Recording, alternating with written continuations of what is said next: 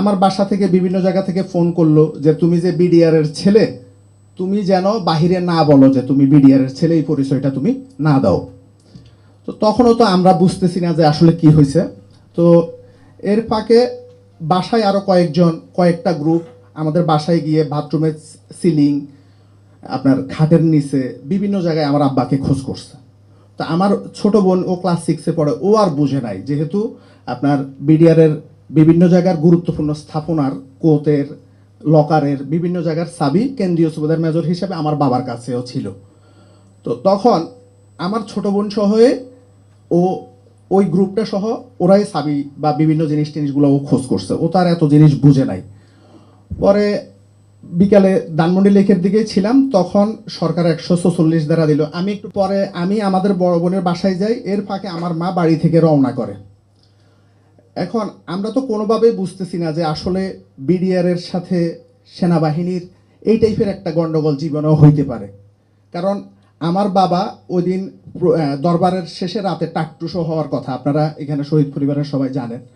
আমার বড় বোন তার বাচ্চা নিয়ে আসবে রাতে, তাহলে আমার বাবা যদি এই ঘটনাটা কোনোভাবে বিন্দুমাত্র আঁচ করতে পারত, তাহলে আমাদের সন্তানদেরকে অবশ্যই, এখানে শুধু আমি না, আমাদের সকল শহীদদের ফ্যামিলি যারা আমাদের কাউকে তো আমাদের বাসায় রাখতো না, যে যদি আমাদের বাবারা কোনোভাবে আঁচ করতে পারতো যে না এরকম একটা ঘটনা এখানে হবে, বা সৈনিকদের ভিতরে একটা বড় অসন্তোষ আছে, এখানে বড় টাইপের ম্যাসাকার হইতে পারে।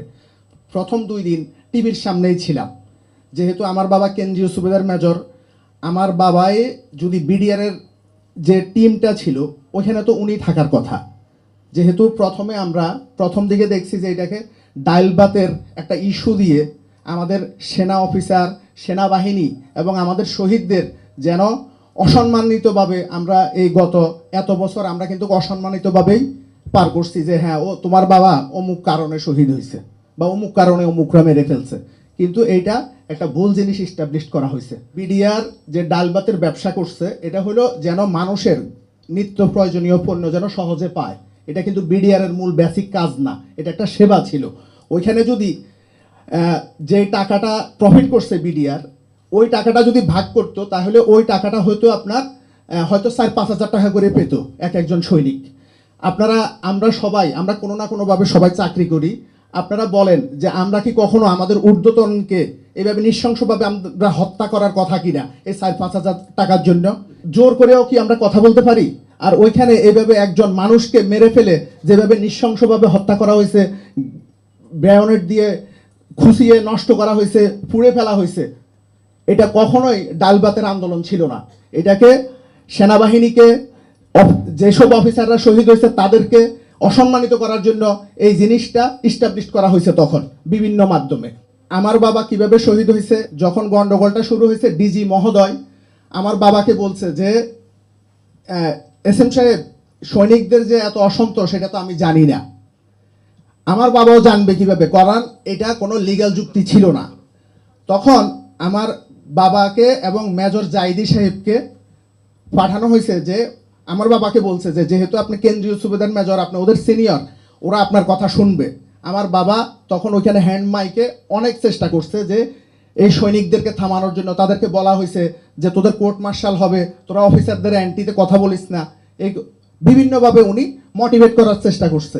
যারা বিপদগামী ছিল সবাই ছিল না, হয়তো হাতে গোনা কয়েকজন ছিল।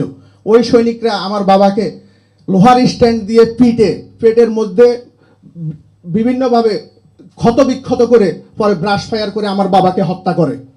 2009 সাল থেকে এই 15 বছর আমরা বৈষম্যের শিকার হয়েছি। আমরা কিভাবে বৈষম্যের শিকার হয়েছি? আমার বাবাকে এতভাবে জানার পরেও আমার বাবাকে 6 মাস পরে শহীদ ঘোষণা করছে। আমাদেরকে সরকার যে সুবিধাগুলো দিয়েছে, এটা আমাদেরকে দিয়েছে 5 বছর পরে। সরকারের আবাসনের একটা সুবিধার জন্য আমাকে হাইকোর্টে যেতে হয়েছে। আমাদের অপরাধ, আমার বাবা এই শহীদদেরকে রক্ষা করতে গিয়ে উনি জীবন দিয়েছেন। আমার মা চেন্নাই অ্যাপোলো হসপিটালে মারা গেছে। আমার মা তখন লাইফ সাপোর্টে থেকে মারা গেছে। আমার টাকার জন্য আমি আমার মাকে আনতে পারি নাই।